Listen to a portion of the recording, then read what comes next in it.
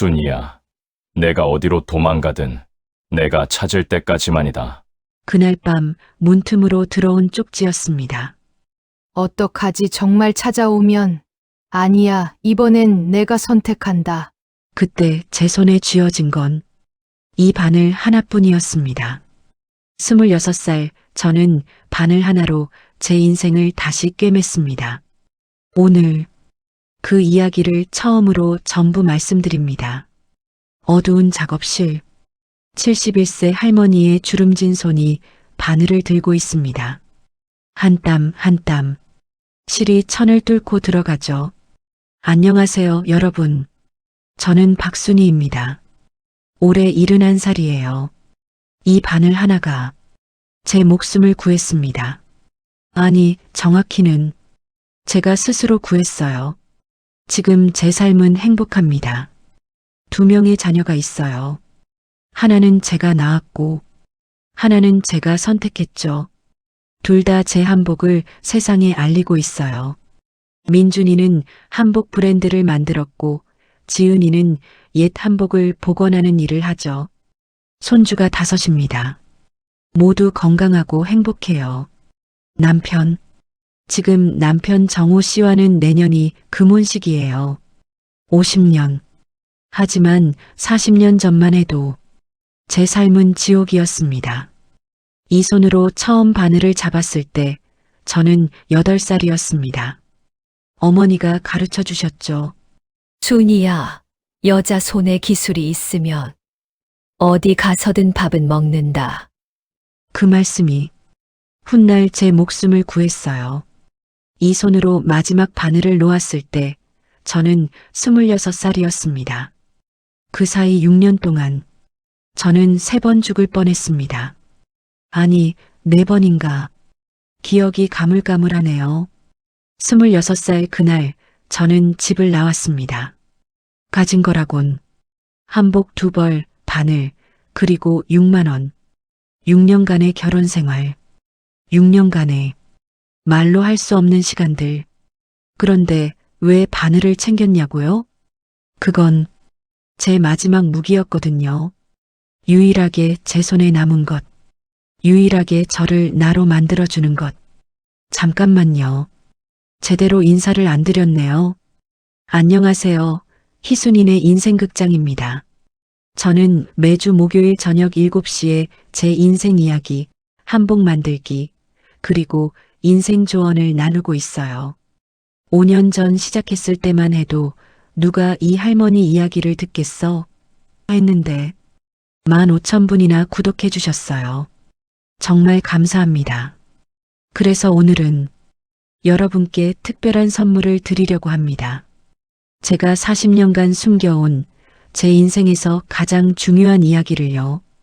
왜 숨겼냐고요? 말할 용기가 없었거든요. 하지만 이제는 때가 됐다고 생각해요.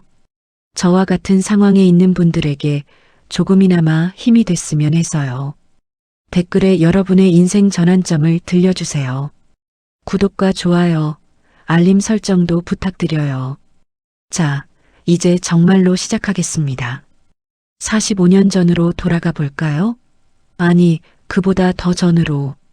제가 태어난 1954년 경상북도 안동으로 말이죠. 편하게 차 한잔 하시면서 들어주세요. 긴 여행이 될 겁니다. 1954년 경상북도 안동에서 태어났습니다. 아버지는 사과 과수원을 하셨고 어머니는 전통시장에서 보따리 장사를 하셨죠. 가난했어요. 많이 가난했어요. 하지만 그걸 몰랐습니다. 사과 냄새, 된장찌개 냄새, 보리차 향기. 그게 제 어린 시절 전부였으니까요. 봄이면 사과꽃이 하얗게 피고 가을이면 빨간 사과가 주렁주렁 달렸어요.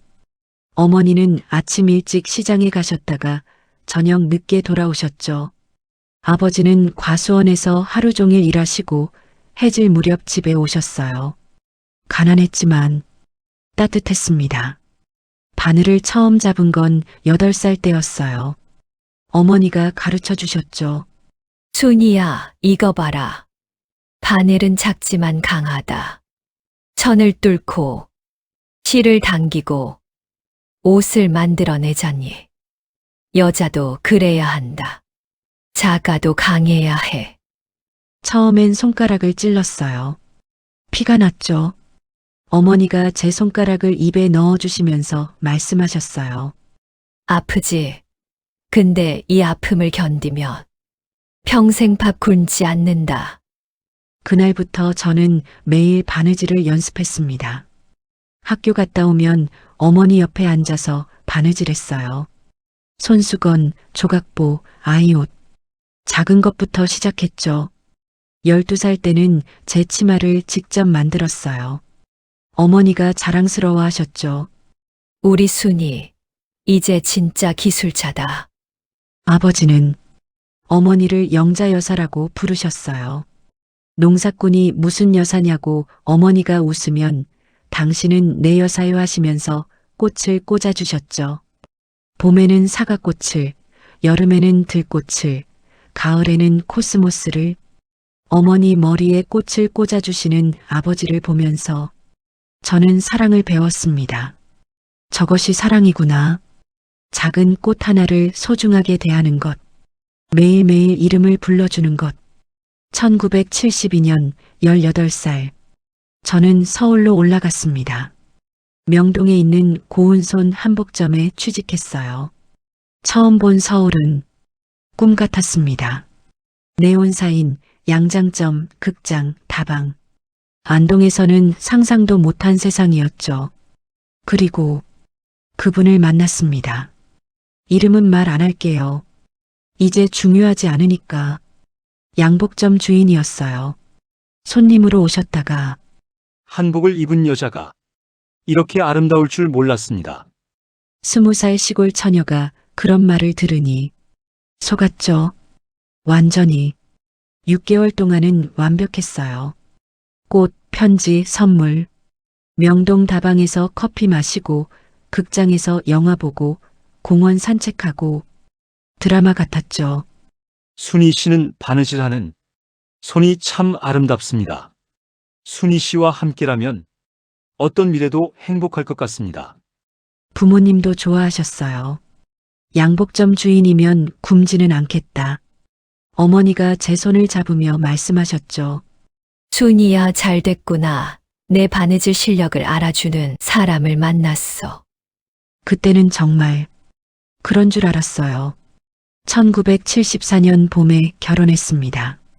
20살 결혼식 날 아버지가 제 손을 그 사람 손에 얹으면서 떨리는 목소리로 말씀하셨어요. 이 아이를 부탁합니다. 저희 부부가 사랑한 것처럼 사랑해 주시면 감사하겠습니다. 그 순간 저는 몰랐습니다. 제가 방금 어떤 덫에 걸렸는지를. 신혼집 문이 닫혔을 때 그 사람이 처음으로 말했어요. 이제부터 내 말만 들으면 돼, 알았지? 목소리가 달랐습니다. 6개월 동안 들었던 그 부드러운 목소리가 아니었어요. 당신, 왜 그래요? 왜긴 이제 내 사람이 됐으니까. 당연한 거 아니야? 그날 밤 저는 처음으로 알았습니다. 나비가 덫에 걸리면 날개가 찢어진다는 걸. 결혼 한 달 후 그 사람이 말했어요. 당신 내일부터 한복 좀 그만둬. 왜요?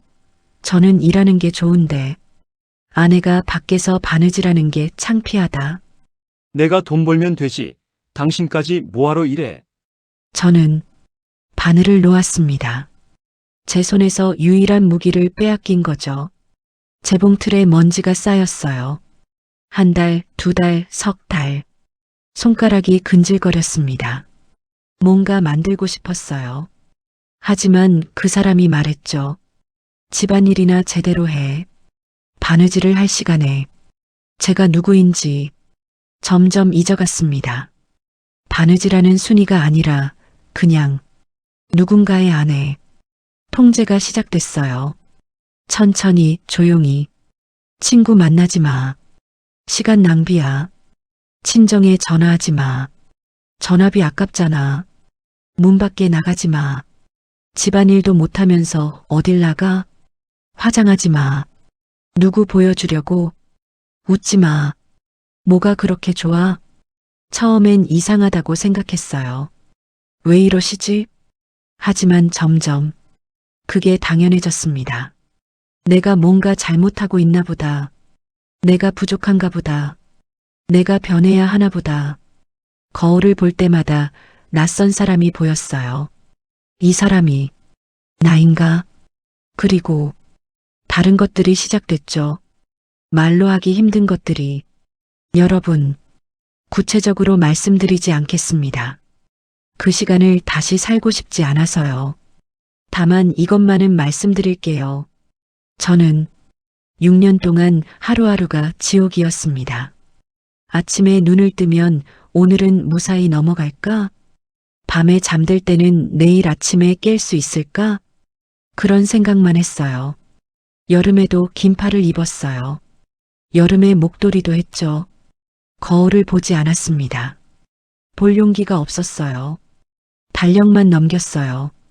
1974년, 1975년, 1976년, 1977년, 1978년. 언제 끝날까? 아니, 끝이 있기는 한 걸까? 그런데 이상한 건 안동에 계신 부모님께는 한 번도 말씀드리지 못했어요. 잘 지내요. 행복해요. 거짓말만 했죠. 왜였을까요? 지금 생각해도 부끄러웠던 것 같아요. 내가 선택한 사람인데, 내가 결혼한 건데, 내 잘못인데, 그렇게 6년을 견뎠습니다.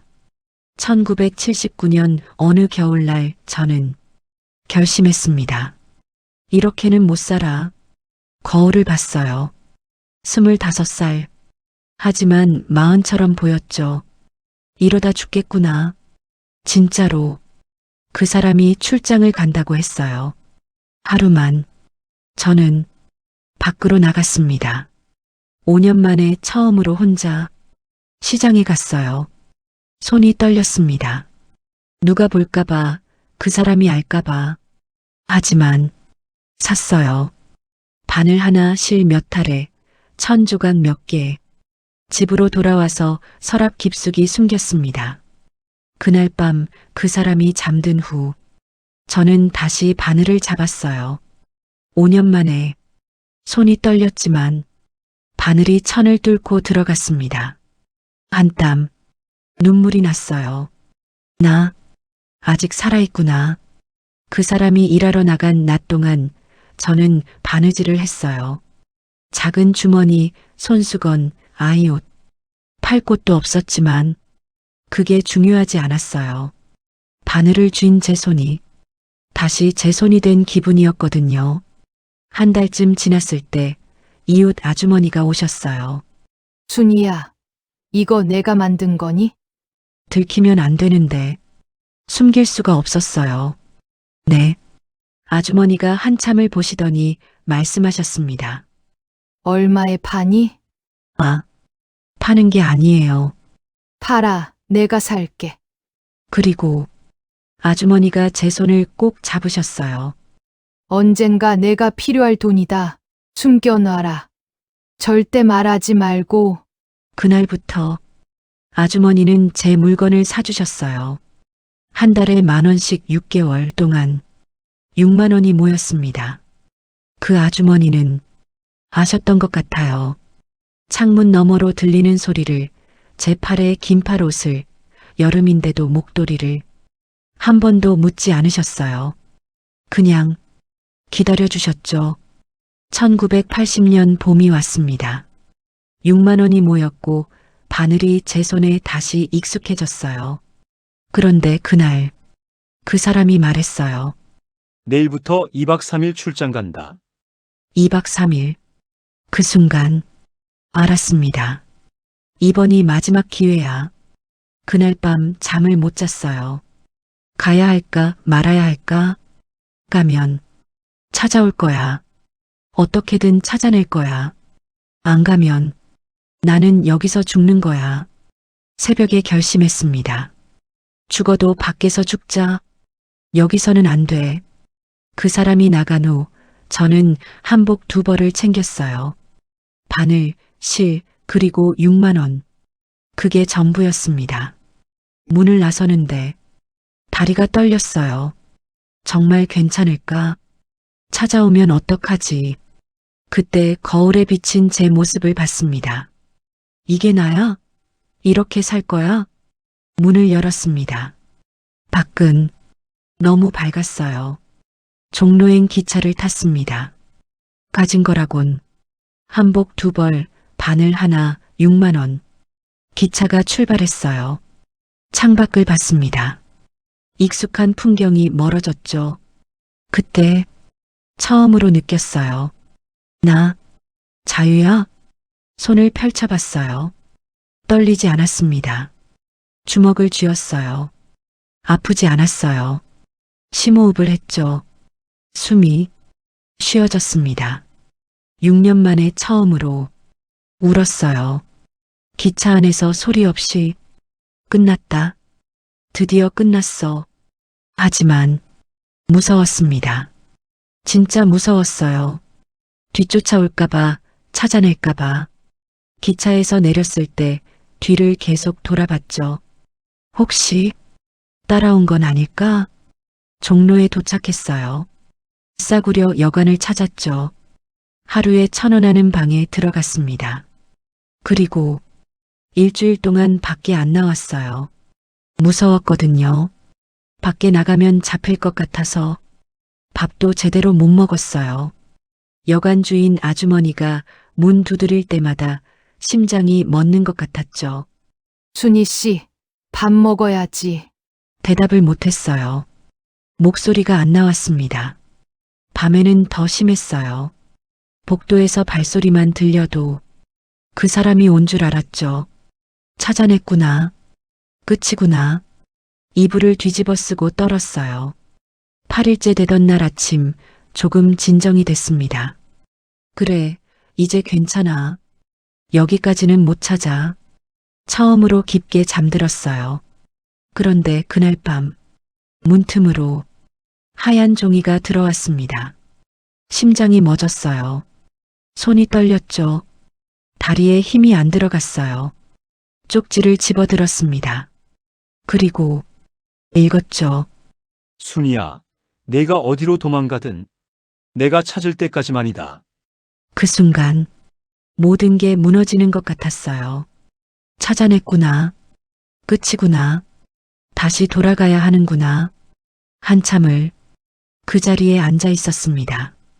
얼마나 있었는지 모르겠어요. 1시간? 2시간? 그런데 이상했어요.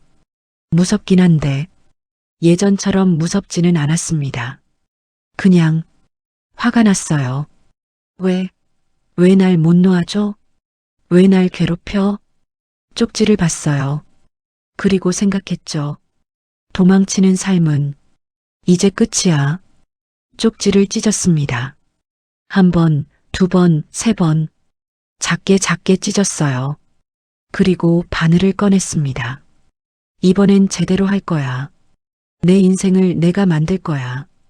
그날 밤부터 저는 다시 시작했습니다. 도망자가 아닌 생존자로. 쪽지를 찢은 다음 날부터 저는 일자리를 찾아다녔어요. 종로 한복점들을 하나씩 작은 쪽지를 들고 다녔죠.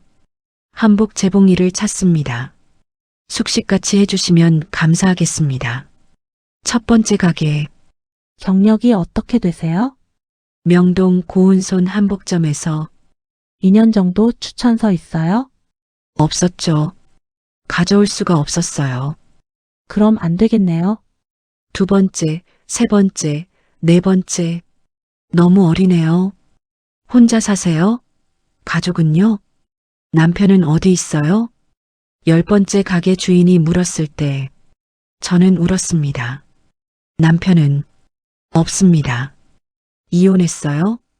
대답을 못했어요. 도망쳤다고 말할 수가 없었거든요. 11번째 가게, 김혜순 한복이라는 간판. 마지막이라고 생각했어요. 이번에도 안 되면 어떡하지? 문을 열고 들어갔어요. 50대 여자 사장님이 저를 보더니 물었습니다. 뭔데? 한복. 재봉일 배우고 싶은데요. 경력은? 명동에서 2년. 그럼 다시 거기 가지 왜 여길 와? 할 말이 없었어요. 그때 사장님이 말씀하셨죠. 네, 손 좀 보자. 손을 내밀었어요. 떨렸습니다. 사장님이 제 손을 잡고 한참을 보시더니 이 손으로 얼마나 만들었어? 살기 위해서 평생 만들었습니다. 제 손은 상처투성이었어요. 바늘에 찔린 자국, 화상 자국, 오래된 멍들. 사장님이 제 눈을 똑바로 보셨어요. 도망쳐 나온 거지? 깜짝 놀랐죠. 어떻게 하셨을까? 네. 찾아오면 모르겠습니다. 하지만 돌아가진 않을 겁니다. 사장님이 한참을 저를 보시다가 말씀하셨어요. 숙식 제공한다 대신 열심히 해라. 그리고 과거는 묻지 않을 테니 미래만 생각해라. 그 순간 무릎이 꺾였어요. 감사합니다. 정말 감사합니다. 김혜순 사장님, 제 두 번째 어머니입니다. 그날부터 저는 미친 듯이 일했습니다. 아침 6시에 일어나 밤 11시까지 한복을 만들고 또 만들고 또 만들고 손이 아파도 눈이 침침해도 허리가 끊어질 것 같아도 멈추지 않았습니다. 왜냐고요? 그 사람 생각할 시간이 없어야 했거든요. 바늘만 보고 실만 보고 한복만 보면 두려움이 사라졌어요. 나는 지금 한복을 만들고 있다. 살아있다. 자유다. 1년이 지났을 때 사장님이 말씀하셨어요. 준이야, 이제 손님 직접 상대해봐. 2년이 지났을 때는 제자를 가르쳤습니다. 순이 선생님이라고 불러주더라고요. 3년이 지난 1983년 사장님이 물으셨어요. 준이야, 너 전시회 한번 해볼래? 저요? 내가 만든 한복 10점만 모아봐. 내가 갤러리 알아볼게. 그렇게 제 첫 작품전을 열었습니다. 29살 종로 작은 갤러리에서 전시회 제목은 바늘 끝에 선 여자였어요. 관람객 한 분이 물으셨죠. 이 한복에는 어떤 이야기가 있나요? 저는 한참을 생각하다가 대답했어요. 자유의 이야기입니다. 그분이 제 인생을 또 한 번 바꿀 사람이었습니다. 제 두 번째 남편 이정호 씨의 누나였거든요. 전시회에서 한복을 사신 그분, 정호 씨의 누나가 말씀하셨어요. 순희 씨, 우리 집에 저녁 먹으러 오세요. 우리 동생도 소개하고. 처음엔 거절했어요. 남자는 무서웠거든요. 하지만 누나가 말씀하셨죠. 한 번만 와봐요. 정호는 다른 사람이에요. 일주일을 고민하다가 갔습니다. 그분이 있었어요. 이정호 씨, 한옥을 복원하는 목수였죠. 첫 만남에서 저는 이상한 질문을 했어요. 혹시 화내는 편이세요? 누나가 깜짝 놀라셨죠. 정호 씨도 어리둥절한 표정이었고요. 그런데 그분이 조용히 웃으시면서 말씀하셨어요. 저는 나무한테도 화 안 냅니다. 나무가 제 말을 안 들으면 제가 나무를 이해 못한 거니까요. 그 말에 마음이 갔어요. 아, 이 사람은 다르구나. 그날 이후 천천히 만났어요. 정호 씨는 급하지 않았어요. 한 달에 한 번, 두 달에 한 번. 만날 때마다 물으셨죠. 오늘은 괜찮으세요? 처음엔 그 질문이 이상했어요. 뭐가 괜찮다는 거지? 나중에 알았어요. 제가 사람 많은 곳을 무서워한다는 걸, 큰 소리를 싫어한다는 걸, 갑자기 손 잡는 걸 놀란다는 걸.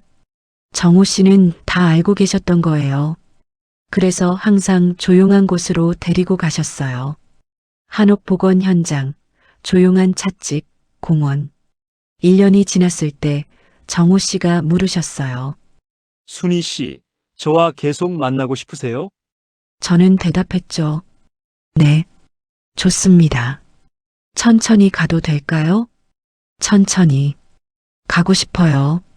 2년이 지났을 때 처음으로 손을 잡았어요.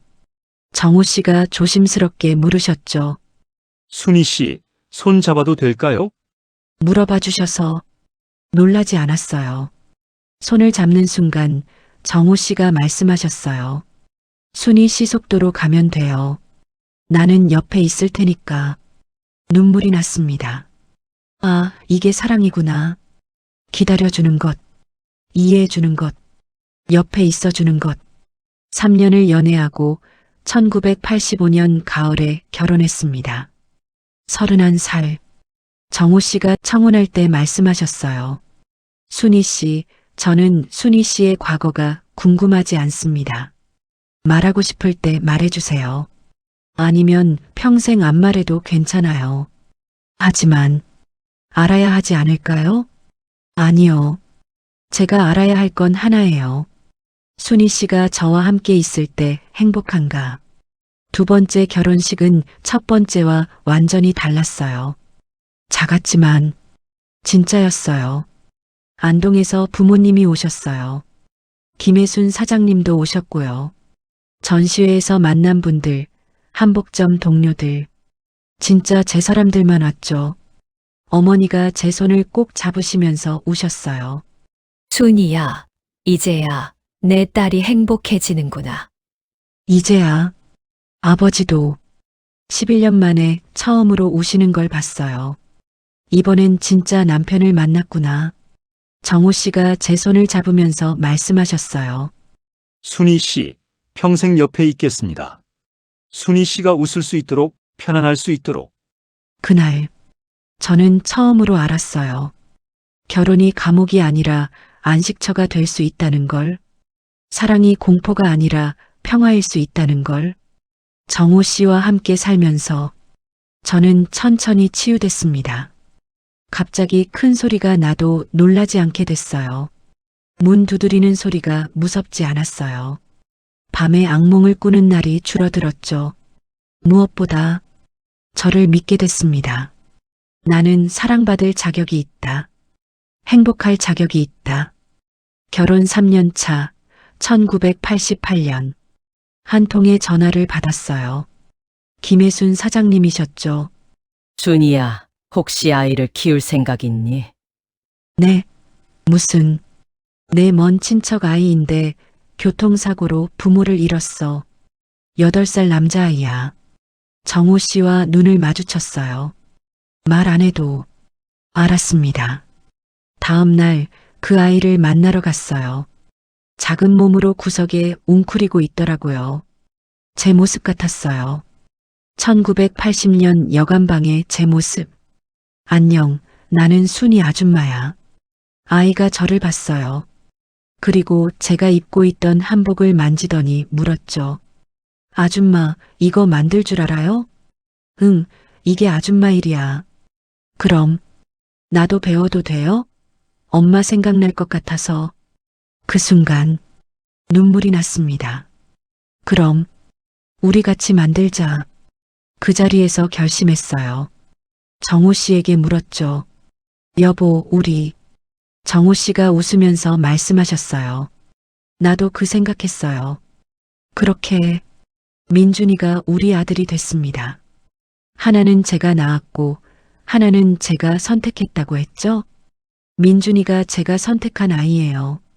민준이를 입양하고 7년이 지난 1995년 저는 임신했습니다.